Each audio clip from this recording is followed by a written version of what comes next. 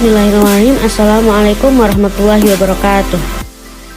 Oke, selamat pagi. Kami dari kelompok 5 akan menjelaskan di sini yaitu metode argumentasi hukum. Di mana argumentasi hukum tersebut berasal dari istilah Belanda yang argumenteren atau bisa dari argumentation yaitu dari Inggris. Yang selanjutnya dimaknakan argumentasi atau hukum itu bisa disebut dengan nalar hukum. Untuk argumentasi ini, argumentasi hukum atau nalar hukum bukan merupakan bagian dari logika, namun merupakan bagian dari teori hukum.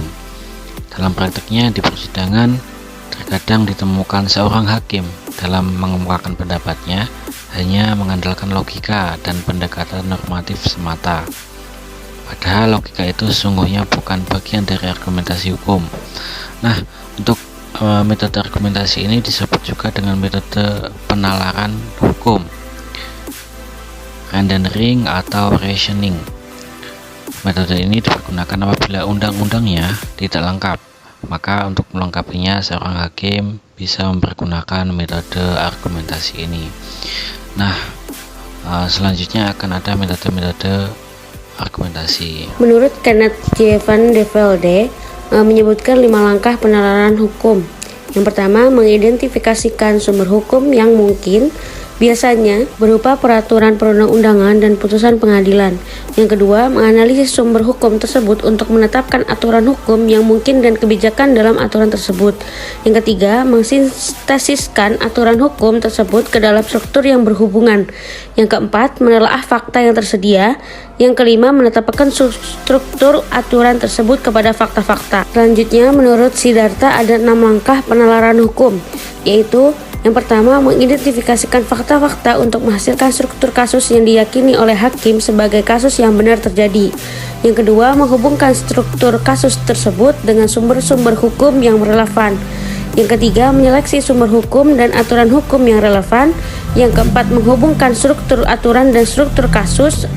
Yang kelima, mencari alternatif penyelesaian yang mungkin. Yang terakhir, menetapkan suatu pilihan atas salah satu alternatif untuk diformulasikan sebagai putusan akhir, termasuk pada bidang metode argumentasi hukum. Yang pertama adalah metode analogi. Analogi merupakan metode penemuan hukum di mana hakim mencari esensi yang lebih umum dari sebuah peristiwa hukum atau perbuatan hukum, baik yang telah diatur oleh undang-undang maupun yang belum ada peraturannya. Jadi maksudnya di sini adalah metode analogi ini metode penemuan hukum yang dimana tuh hakim mencari fakta atau kenyataan yang lebih umum dari sebuah peristiwa hukum atau perbuatan hukum, baik yang sudah diatur dalam undang-undang ataupun yang belum ada dalam peraturannya. Sebagai contoh ada di sini contohnya sebagai contoh dapat dilihat pada pasal 1576 BW yang mengatur bahwa jual beli tidak memutuskan hubungan sewa menyewa. Kemudian dalam praktik perkara yang dihadapi adalah apakah hibah juga tidak memutuskan hubungan sewa menyewa atau sebaliknya, karena undang-undang hanya mengatur tentang jual beli dan tidak tentang hibah. Maka hakim ini harus melakukan penemuan hukum agar dapat membuat putusan dalam perkara tersebut. Nah, dengan metode analogi, pertama-tama hakim mencari esensi dari perbuatan jual beli, yaitu peralihan hak, dan kemudian dicari esensi dari perbuatan hibah, yaitu juga peralihan hak. Dengan demikian, ditemukan bahwa peralihan hak merupakan genus atau peristiwa umum, sedangkan jual beli dan hibah masing-masing adalah spesies atau peristiwa khusus. Sehingga metode analogi ini menggunakan penalaran induksi, yaitu berpikir dari peristiwa khusus ke peristiwa umum. Yang kedua ada metode a contrario. Metode ini memberikan kesempatan kepada hakim untuk melakukan penemuan hukum dengan pertimbangan bahwa apabila undang-undang menetapkan hal-hal tertentu untuk peristiwa tertentu, berarti peraturan itu terbatas pada peristiwa tertentu itu, dan bagi peristiwa di luarnya berlaku kebalikannya. Jadi metode ini mengedepankan cara penafsiran yang berlawanan pengertiannya antara peristiwa konkret yang dihadapi dengan peristiwa yang diatur dalam undang-undang.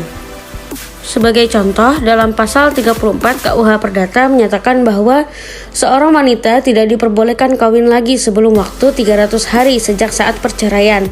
Apakah seorang laki-laki juga menunggu waktu 300 hari? Berdasarkan metode a contrario, maka dapat dikatakan bahwa ketentuan ini tidak berlaku bagi seorang laki-laki karena masalah yang dihadapi tidak diliputi atau tidak termasuk dalam pasal atau masalahnya berada di luar pasal 34 KUH Perdata. Pasal 34 KUH Perdata tidak menyebutkan apa-apa tentang laki-laki tetapi khusus ditujukan kepada wanita.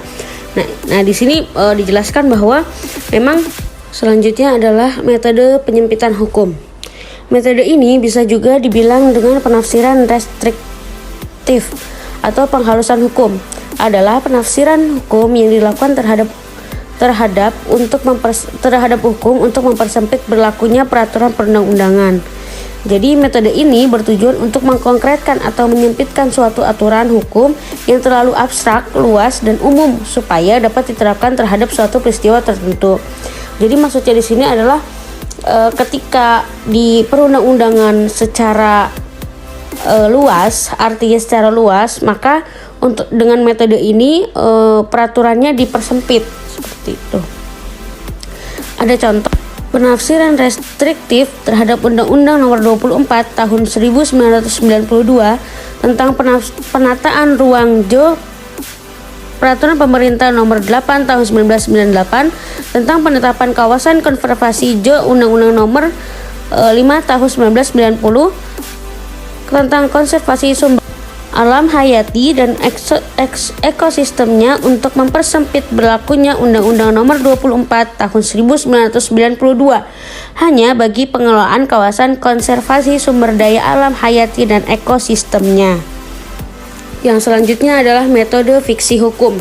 Fiksi hukum adalah sesuatu yang khayal yang digunakan di dalam ilmu hukum dalam bentuk kata-kata, istilah-istilah yang berdiri sendiri atau dalam bentuk kalimat yang bermaksud untuk memberikan suatu pengertian hukum. Bentuk fiksi ini banyak dilakukan dalam hukum adat, banyak memakai bentuk pepatah atau peribahasa, sedangkan hukum perundangan memakai bentuk kalimat pasal demi pasal. Fungsi dari fiksi hukum di samping untuk memenuhi hasrat menciptakan stabilitas hukum, dengan kata lain fiksi hukum itu bermaksud untuk mengatasi konflik antara tuntutan-tuntutan baru dan sistem hukum yang ada. Tujuan fiksi hukum adalah untuk menghemat kata-kata yang digunakan dalam menulis kaidah hukum sehingga dari suatu pengertian akan mengandung pengertian yang lebih luas. Contoh, misalnya pasal 6 UU PA nomor 5 tahun 1960 dikatakan bahwa semua hak atas tanah mempunyai fungsi sosial. Jadi fungsi tanah bukan hanya semata-mata milik sendiri atau kepentingan sendiri tanpa memperhatikan kepentingan orang lain dan masyarakat. Misal, kita mempunyai sebidang tanah kosong yang terletak di tepi jalan. Di belakang bidang tanah itu untuk menuju ke jalan, tidak boleh kita berbuat menutup tanah kita itu dengan pagar sehingga berakibat penghuni di belakang tadi tidak bisa keluar ke jalan raya. Di dalam metode fiksi hukum ini kita harus tetap memahami hukum-hukum tetapi tidak merugikan orang lain dan juga tidak memikirkan diri sendiri. Mungkin cukup sekian presentasi dari kelompok kami, kurang lebihnya mohon maaf. Terima kasih. Assalamualaikum warahmatullahi wabarakatuh.